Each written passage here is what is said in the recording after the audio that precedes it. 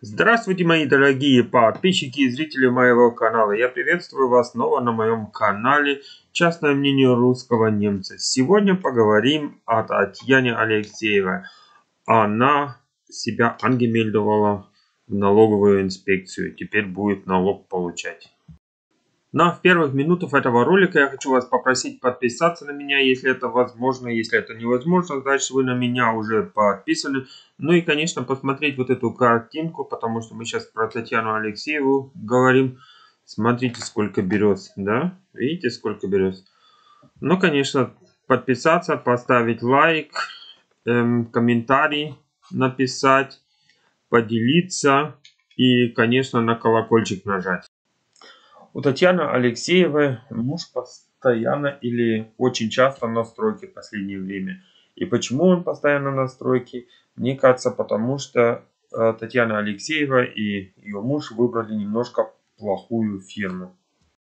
И почему я сказал немножко плохую фирму? Потому что я еще сам не понимаю, что там происходит. Потому что такие ошибки, как там сейчас производятся, это невозможно такие ошибки произвести. Я про такие ошибки еще ни разу не слышал. И даже в России, мне кажется, такие ошибки делать невозможно. Мне кажется, там что-то другое, почему эти рабочие такие ошибки делают. Первый случай или первое мое понятие, почему эти ошибки производятся, это то, что деньги имеют свойство кончаться. И теперь у Татьяны Алексеевой эти деньги, наверное, кончились. Ну и теперь она себе взяла фирму не такую хорошую, как надо было бы взять. Ну и поэтому у нее теперь так много ошибок производит эта фирма. Но это только мое мнение. Если у вас есть другое мнение, можете сказать. У меня есть еще другое мнение, но это мнение я не выскажу, потому что оно не подкреплено ничем. Поэтому не хочу быть голословным. Ну а Татьяна Алексеева была в налоговой и сделала себе подпись электронную. Потом Татьяна Алексеева рассказала, что такое ИП, что такое самозанятый и все такое. Все это рассказала, сколько там надо штойра платить, что там только 13% штойра где-то надо платить и все такое. Все это рассказала. Но вы знаете, я так много не понимаю в этом. Если из подписчиков или зрителей моего канала кто-то понимает, какие штойры есть в России или еще что-то, можете написать, рассказать, чтобы другие зрители тоже знали.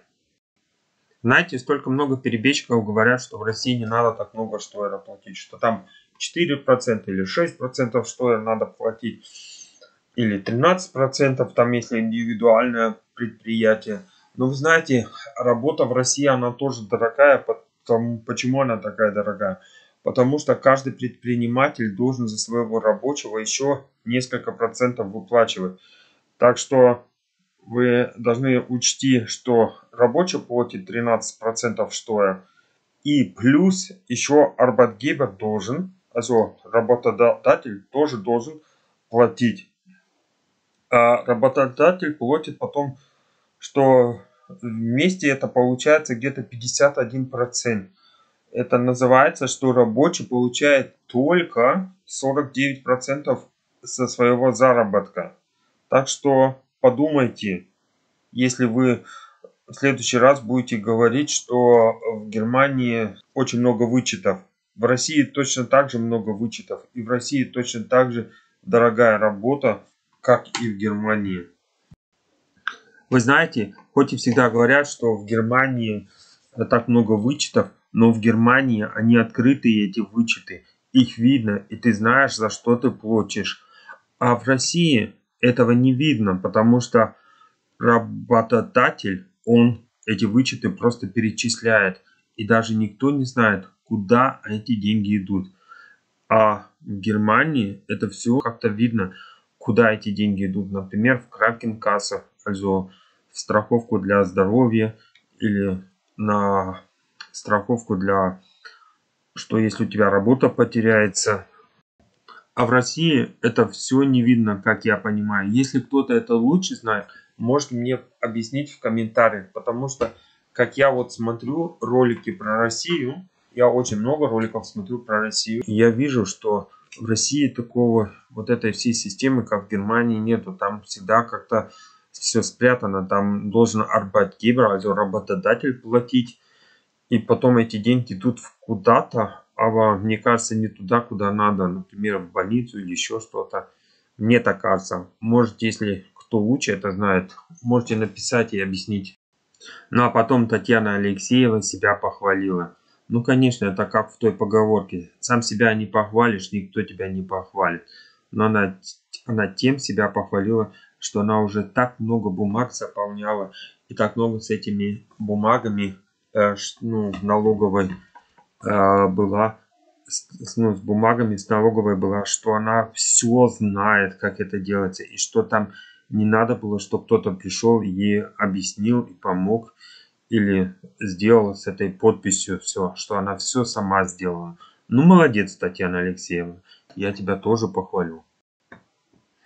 Ну, а потом стал муж ее рассказывать про стройку, что так много ошибок делается и все остальное. Ну, и потом говорит, ну, вы не думаете, в Германии также много ошибок делается. И все эти ошибки, которые им сделали в России, все те же ошибки были в Германии. Ну, вы знаете, я ему даже дам recht.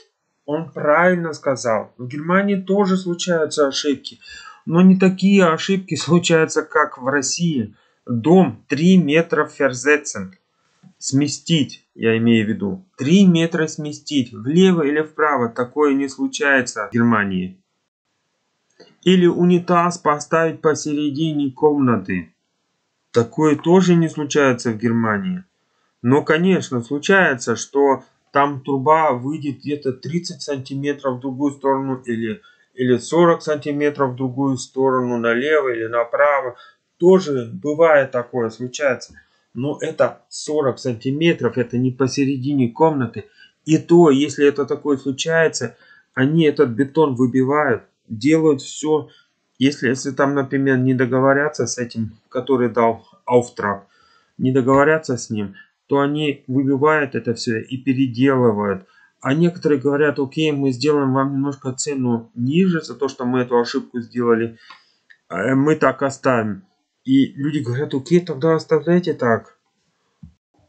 Понимаете, в Германии тоже делают ошибки, и он полностью прав. Да, полностью прав.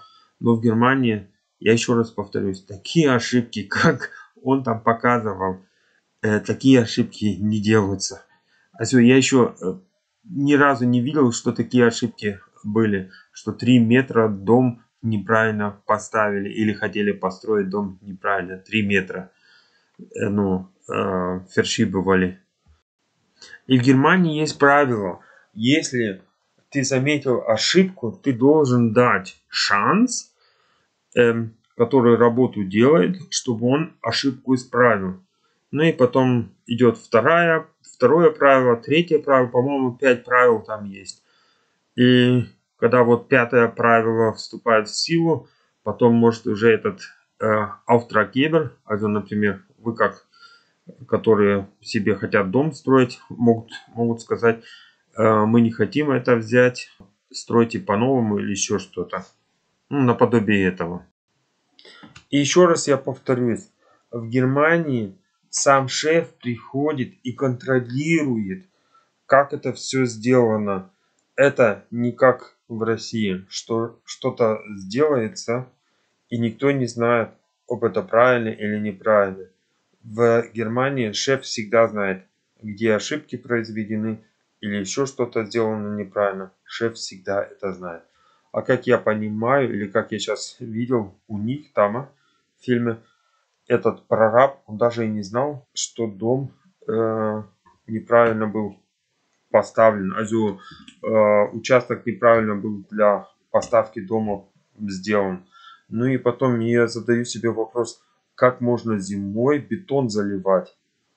Это я тоже еще ни разу не слышал и не видел, что зимой бетон заливают. Ну, может, в России какие-то другие бетономешалки или какой-то другой бетон. Все может быть. Я не знаю. Это может кто-то мне объяснит в комментариях. Ну и потом они показали еще тренировки своего сына, как он там тренировался. Я вам одно скажу, там, когда эти дети стали там падать через спину, я скажу только одно, это было чересчур много для детей. Это было нехорошо для спины детей, потому что спина детей, она еще только развивается, и потом таким ударами, что будет, если у ребенка там с позвоночником что-то произойдет или еще что-то, я не знаю. Поэтому я только одно скажу, это было нехорошо. Как дети там падали, это было вообще нехорошо. Но вы знаете, это только мое мнение. И я скажу одно. Я бы никогда не допустил бы, чтобы ребенок так падал через спину. Это нехорошо. Я еще раз повторюсь. Ну а теперь я с вами попрощаюсь. Скажу всего хорошего. Ну и, конечно, попрошу вас подписаться, написать комментарий, поставить лайк, поделиться этим роликом. Ну и, конечно, нажать на колокольчик, чтобы вы знали, когда я опять выйду в эфир.